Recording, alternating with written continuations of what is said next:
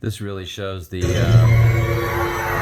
one thing that's weird is the since they put it on HBO even before the DVD came out, it doesn't fit in your TV, so they made it smaller. So again, when I get the 4K, it'll be, brighter, bigger.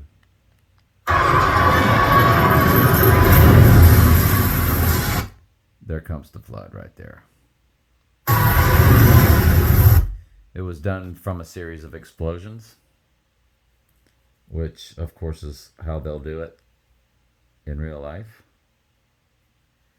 Even if it comes from a volcano, like a La Palma situation, still done with, man exploding it to happening.